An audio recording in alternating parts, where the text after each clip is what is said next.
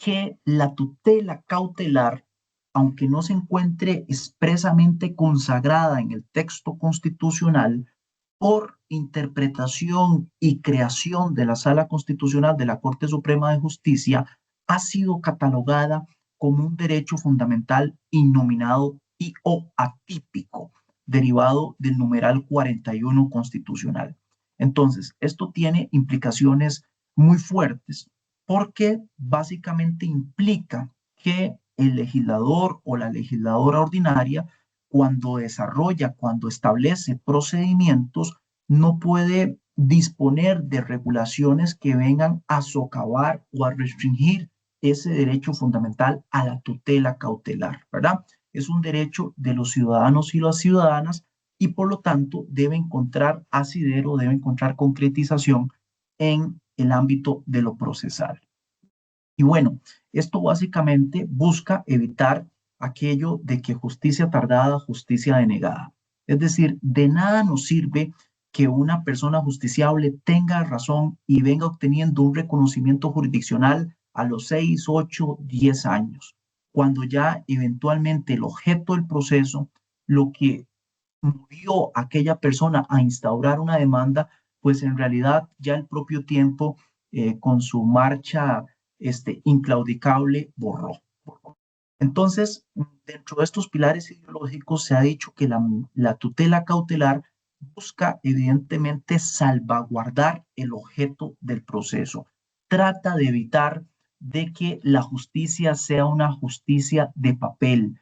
Busca garantizar una verdadera eficacia de la sentencia y evidentemente parte de que todo proceso jurisdiccional requiere de una distancia temporis, de un tiempo fisiológicamente necesario para desenvolverse, ¿verdad? Porque no es que presentamos una demanda y a los 8 días voy a tener la sentencia, no, ciertamente se requiere un tiempo a efectos de garantizar el derecho de audiencia, el derecho del contradictorio, garantizar el derecho de defensa a la contraparte, que vayamos a una audiencia preliminar donde se ajuste, donde se depure el proceso, donde se admita la prueba. Hay que ir posteriormente a una etapa de juicio oral y público, donde se practiquen los medios probatorios, donde posteriormente un tribunal colegiado dicte una sentencia. Hay que también garantizar el derecho fundamental al recurso, a la doble instancia y eventualmente que la sentencia pueda revisarse por un órgano de casación, en este caso la Sala Primera de la Corte Suprema de Justicia o el Tribunal de Casación de lo Contencioso Administrativo.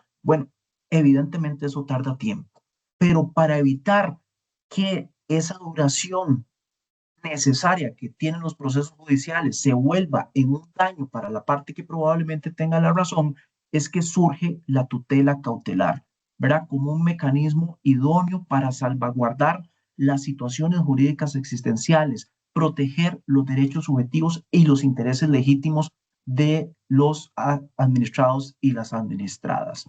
Y también, para que no se me quede en el tintero, evidentemente las medidas cautelares tratan o con su implementación evitan las prácticas abusivas y tácticas dilatorias de las contrapartes. Ya en este curso hemos hablado de que el sistema judicial en general y los procesos judiciales en lo particular deben proscribir el efecto desaliento, es decir, aquella serie de incidencias, de recursos ad infinitum, de prácticas de abuso procesal que muchas veces realizan las contrapartes para tratar de evitar que el proceso avance y generar ese efecto de desaliento en la parte que promueve el proceso, en la parte actora, en la parte demandante, incluso también en la parte reconventora. Entonces, en el mundo real, la praxis y la experiencia judicial nos revela que difícilmente cuando una parte procesal tiene dispuesta en su contra una medida cautelar, vaya a optar por mecanismos para trazar los juicios, ¿verdad? Entonces, el hecho de contar con un aparato robusto de medidas cautelares de forma sintética nos ayuda para realizar una retroalimentación, para generar una especie de resumen ejecutivo, a evitar la justicia de papel, a garantizar la eficacia de la sentencia, a evitar prácticas dilatorias y abusivas y evidentemente se convierte en un instrumento procesal súper valioso para apaciguar la duración fisiológicamente necesaria que tienen los procesos judiciales. Bueno, básicamente ese podríamos decir que es el marco teorético, el marco ideológico sobre el cual se cimienta la tutela cautelar. Ahora pasando a un siguiente punto que tal vez pueda ser catalogado como más de técnica procesal, hablemos brevemente de los caracteres estructurales. El primer carácter estructural o elemento que se debe tomar en cuenta como una característica de las medidas cautelares es la provisionalidad. ¿Qué significa la provisionalidad? Bueno, palabras más, palabras menos, se traduce en que las medidas cautelares no son la resolución de fondo de la contienda, no es una sentencia de mérito, no es el pronunciamiento jurisdiccional donde se vienen a dilucidar los alcances de las pretensiones o las defensas o excepciones de la contraparte. No, es más, ni siquiera desde el punto de vista científico procesal una resolución que se pronuncie sobre una medida cautelar merece el calificativo de sentencia. Es un simple auto. Y es un auto que viene a debatir de forma provisional, insisto, los alcances de una medida cautelar. Medida cautelar que evidentemente va a durar mientras dure el proceso judicial, pero que tiene esta eficacia provisional variable. Esto también se traduce en que si eventualmente varían las circunstancias fácticas o probatorias, la medida cautelar se puede revisar, se puede levantar, se puede reconsiderar ante nuevas circunstancias de hecho o derecho debidamente acreditadas, ¿verdad? Entonces, las medidas cautelares tienen esta eficacia variable, no son cosa juzgada material, no son los pronunciamientos definitivos del objeto del proceso, sino que básicamente tienen esa naturaleza variable y limitada precisamente a la suerte del proceso principal. Por eso también se dice que tienen un connotado carácter de accesoriedad. Bueno, en esa misma dimensión, entonces, la tutela cautelar, las medidas cautelares son instrumentales, ¿verdad? Están al servicio del proceso principal, al servicio del proceso de fondo. Tienen que tener una conexión con las pretensiones materiales que se dilucidan, que se plantean en el proceso contencioso administrativo, de acuerdo a lo que dispone el numeral 36 y numeral 42 del Código Procesal Contencioso Administrativo.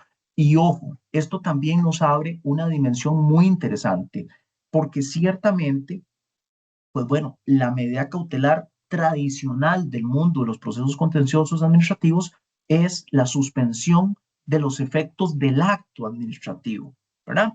Pero no es la única. Como hemos ya estudiado en este curso, hay que tomar en cuenta que el Código Procesal Contencioso Administrativo apuesta en conexión directa con el derecho de la Constitución, con el artículo 49, por un control plenario, un control universal de la conducta administrativa. Entonces, en ese particular, como ya lo hemos tenido oportunidad de analizar en otras sesiones, se controlan conductas formales de la administración pública, sean singulares, sean generales, pero también las conductas materiales, sean las legítimas o las ilegítimas, como las vías de hecho, y también el control jurisdiccional sobre la inactividad de la administración pública, es decir, las omisiones formales, las omisiones materiales, falta de dictado de actos administrativos, falta de prestación de servicios públicos. Entonces, esto se traduce en el mundo de la tutela cautelar a que el objeto de las pretensiones cautelares sea amplio, no solamente positivo, no solamente negativo, no solamente suspensivo, sino también puede ser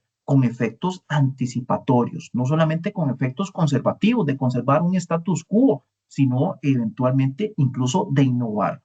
Esto se encuentra plenamente receptado y dispuesto en los numerales del 19 al 30 del Código Procesal Contencioso Administrativo. También el Código Procesal Civil se orienta en la misma dirección, ¿verdad? Un instrumento de tutela cautelar que, como lo diría el gran profesor administrativista español Eduardo García Enterría, la clave de éxito en la tutela cautelar radica en la indeterminación de su contenido. Y por lo tanto, cuando nosotros hablamos de ese carácter estructural de las medidas cautelares denominado instrumentalidad, bueno, tenemos que pensar en las diferentes tipologías que nos habilita las disposiciones contempladas en el Código Procesal Contencioso Administrativo, ¿verdad? Un objeto amplio, un objeto bastante flexible de posibles planteamientos cautelares que se concreticen en las solicitudes que se presentan ante el juez o la jueza de lo contencioso administrativo.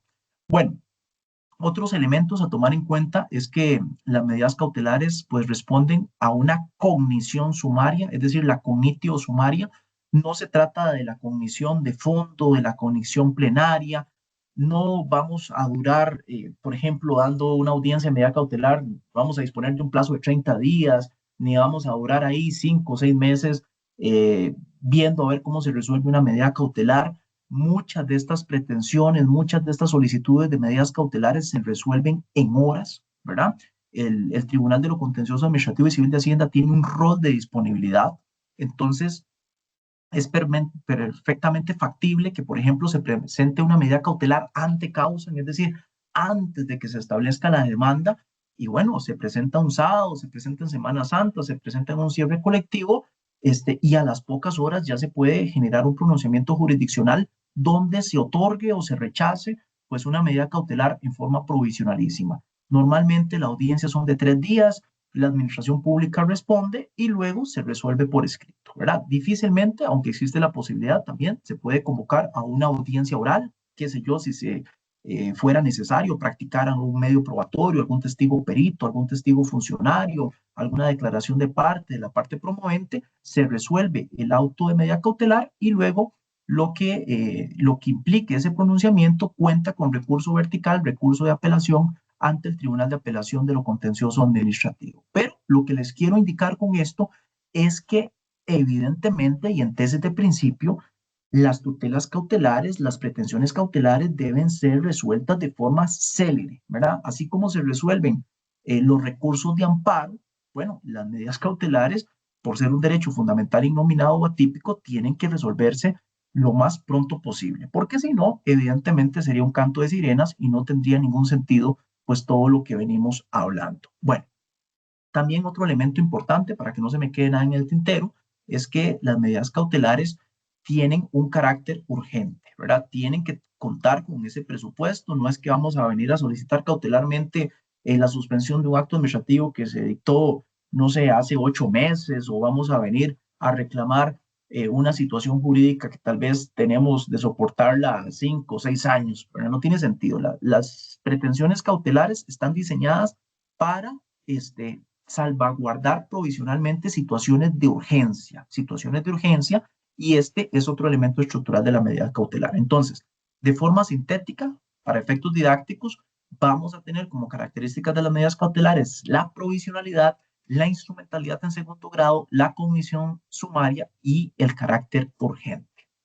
Bueno, y para culminar este video, que en realidad es un complemento muy sintético, ¿verdad?, a lo que hemos venido desarrollando en este curso, pero consideré muy oportuno realizar, digamos, un afincamiento particular en esta gran innovación que supuso las medidas cautelares. Y bueno, ustedes tienen lecturas que vamos a desarrollar y también lo que sobre el particular disponen los mentados numerales 19 al 30 del Código Procesal Contencioso Administrativo. Es importantísimo manejar los denominados presupuestos de ponderación. La fama de buen derecho, el peligro en la demora, periculum in mora, y la ponderación de intereses. De forma telegráfica, decirles que la fama de buen derecho, ¿verdad? Por ejemplo, si ustedes se encuentran redactando, van a proyectar o van a presentar una medida cautelar, bueno, tienen que preocuparse, evidentemente, por acreditar la fama de buen derecho. Esto significa que el planteamiento que ustedes van a llevar al tribunal, las pretensiones que van a deducir, la teoría del caso que van a concretar, no sea temeraria, ¿verdad? Que sea un planteamiento serio, que sea una propuesta razonable, informada, debidamente fundamentada, qué sé yo, si van a cuestionar un acto administrativo, bueno, entonces que se denoten cuáles son las inconsistencias de ese acto administrativo, cuáles son los vicios en el motivo, en el contenido del fin, qué deficiencias se encontró en el procedimiento administrativo que eventualmente puedan servir de plataforma para buscar la nulidad de esa conducta formal de la administración pública, cuáles precedentes jurisprudenciales apoyan su teoría del caso, cuáles diferentes numerales, regulaciones sistemáticas vendrían a acuerpar las pretensiones que ustedes van a deducir a la hora de la fundamentación del derecho, etcétera, ¿verdad? La fama de buen derecho significa entonces no es, ¿verdad? No es una certeza de que ustedes vayan a ganar el juicio. De eso no se trata, ¿verdad? No es una certeza ni un juicio definitivo. Se trata de acreditar probabilidad, es decir, que mi planteamiento puede ser incluso en una medida cautelar ante causa, ¿verdad? Donde hay que ser más solidario, digamos, con el desarrollo argumentativo del Fomus Bonis Iuris, de la fama de buen derecho, o si no, si se presenta junto con la demanda, pues evidentemente que esa demanda vaya con contenido, ¿verdad? Con contenido. Que exista una probabilidad de que eventualmente lo que yo voy a presentarle al tribunal pueda tener asidero en el ordenamiento jurídico. De eso trata la fama de buen derecho, ¿verdad? Que mi planteamiento no sea temerario, que no sea descabellado, que no sea un absurdo jurídico, que no sea un imposible, porque, bueno, si no, básicamente sería un planteamiento improponible. Y aunque actualmente el Código Procesal Contencioso Administrativo tal vez de forma tan diáfana no tiene debidamente regulado el instituto de la demanda improponible como si la tiene el Código Procesal Civil, evidentemente el juez o la jueza de lo contencioso administrativo, el juez o la jueza tramitadora, si se encuentra con una pretensión cautelar que básicamente dice, pero bueno, mira, esta teoría del caso, esta demanda no tiene ni pie ni cabeza, pues evidentemente no habrá fama o buen derecho y ya con eso la medida cautelar es rechazada. Entonces, hay que ocuparse y preocuparse de este primer presupuesto de ponderación que denominamos fama de buen derecho. El otro, el peligro en la demora. Bueno, como su nombre lo indica, básicamente se traduce en que hay que acreditar, y aquí ciertamente a nivel jurisprudencial, la jurisprudencia menor del Tribunal de Apelaciones de lo Contencioso Administrativo, y también recuerdo reiterados pronunciamientos de la sección de personas juzgadoras del área de trámite de lo contencioso administrativo, ¿verdad? Y esas líneas interpretativas, a mi juicio, de lo que he podido investigar, pues no han variado, exigen una carga de la prueba, ¿verdad? Una carga de la prueba de que ciertamente la parte promovente tiene que acreditar, bueno, que la duración fisiológicamente necesaria que va a tener el proceso me va a generar un daño si no me suspenden el acto administrativo o si no me anticipan de forma innovativa cierto elemento que yo venga deduciendo a nivel de la pretensión cautelar, la prestación de un servicio público, la prestación de una atención médica, etcétera, etcétera, etcétera. ¿Verdad? Entonces, el peligro en la mora es que la tardanza del proceso judicial, ¿verdad? Se va a convertir en un daño para el objeto procesal que yo estoy persiguiendo en juicio, ¿verdad? Y entonces en esto hay que tener carga probatoria, muchas veces incluso pueden ser que se lleven, no sé, dependiendo de la tipología de la demanda, acreditaciones probatorias de contenido documental relacionadas con estados financieros, relacionadas con deudas, qué sé yo, en el ámbito del sector público. Bueno, cuáles serían las consecuencias si una persona la próxima semana pues va a ser cesada de su función, cómo podría impactar en su patrimonio, si estamos hablando de un tema ambiental, bueno, eventualmente podrían llevarse testigos peritos, dictámenes periciales, cuáles podrían ser las afectaciones que se presentan en esta zona protegida si no se otorga la tutela cautelar en las próximas semanas, en los próximos meses, cuáles serían las consecuencias si esto se mantiene así por varios años. ¿Verdad? En materia tributaria, el ámbito extensivo del conocimiento del juez y jueza de lo contencioso administrativo es tremendamente amplio. Entonces, a nivel del periculum y mora, evidentemente, pues aquí no podemos hablar de recetas mágicas, todo es muy casuístico, pero para los efectos de un curso universitario hay que entender que este presupuesto de ponderación básicamente obedece a que se acredite, ¿verdad? Argumental y probatoriamente que la tardanza del proceso puede convertirse en un daño. Y esto es lo que se pondera en el peligro en la demora. Y bueno, finalmente tenemos la denominada ponderación de intereses, que es la bilateralidad de la audiencia, es decir, ponderación de intereses que lo que se viene, digamos, solicitando, que lo que se viene planteando a nivel de la pretensión cautelar, ¿verdad? Porque muchas veces denota un interés individual, no venga a ser absolutamente desproporcional o irrazonable con respecto a los intereses públicos. El juez y la jueza, lo contencioso administrativo, realizan una ponderación, digamos, en los platillos de la balanza de la justicia, esa ponderación de intereses que, bueno, evidentemente, si la pretensión cautelar va a generar una gran dislocación al orden público o va a afectar cuantitativamente en forma muy amplia los derechos de los terceros, pues la medida cautelar puede ser rechazada, ¿verdad? En eso trata la ponderación de intereses. A nivel doctrinal se le denomina pues de formas muy variadas, pero se traduce de forma muy resumida en que, digamos, la pretensión cautelar que se solicita no venga a desbordar, no venga a fragmentar de forma muy notoria, pues el interés de la colectividad, ¿verdad? Sino que tenga que responder a parámetros de razonabilidad y de proporcionalidad. Bueno, a grandes rasgos, esto, digamos, son los pilares ideológicos, los caracteres estructurales y los presupuestos de ponderación de las medidas cautelares dentro del ámbito procesal de lo contencioso administrativo y civil de Hacienda. El procedimiento es muy sencillo, ¿verdad? Tenemos diferentes tipologías de medidas cautelares. Ya les advertí en este video que existen posibilidades de medidas cautelares ante causa, es decir, las que se presentan de forma autónoma antes del establecimiento del proceso. Si se adoptan esas medidas cautelares, pues la parte tiene el plazo de 15 días para presentar la demanda ordinaria. Muchas veces tenemos medidas cautelares intraprocesales, es decir, que junto con la demanda se presentan las medidas cautelares. En algunas ocasiones tenemos lite pendente, es decir, que durante el desarrollo del proceso pues se presentan también medidas cautelares. La doctrina ha dicho que medidas cautelares pues se pueden presentar en las diferentes etapas o estadios del proceso, incluso en ejecución de sentencia. Esto es un tema que se les trae también a nivel de unas discusiones colaterales que se han generado en el proceso civil costarricense. Decirles, bueno, que también está la posibilidad de medidas cautelares inaudita altera pars, ¿verdad? O inaudita altera parte, como se le conoce en la doctrina, las dos formas, que básicamente son aquellas medidas cautelares que por su carácter urgente, de especial pronunciamiento, tienen que acogerse de forma provisionalísima, es decir, ni siquiera con una audiencia de 3 días, sino que se otorga por el juez o la jueza tramitadora la medida cautelar en forma provisionalísima y luego se garantiza un derecho de defensa a posteriori, una audiencia ex post, para que entonces la administración pública rebata, digamos, las pretensiones de las medidas cautelares y luego se dicta el auto definitivo, auto que evidentemente cuenta también con recurso de apelación ante el Tribunal de Apelaciones de lo Contencioso Administrativo y Civil de Hacienda.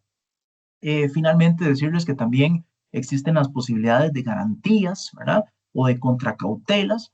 Ambas también pueden ser revisadas por el Tribunal de Apelaciones de lo Contencioso Administrativo. Muchas veces una parte le puede decir, bueno, sí, te vamos a dar tal medida cautelar, pero garantíceme esa medida cautelar mediante el depósito de una caución, ¿verdad? Mediante el depósito de un dinero.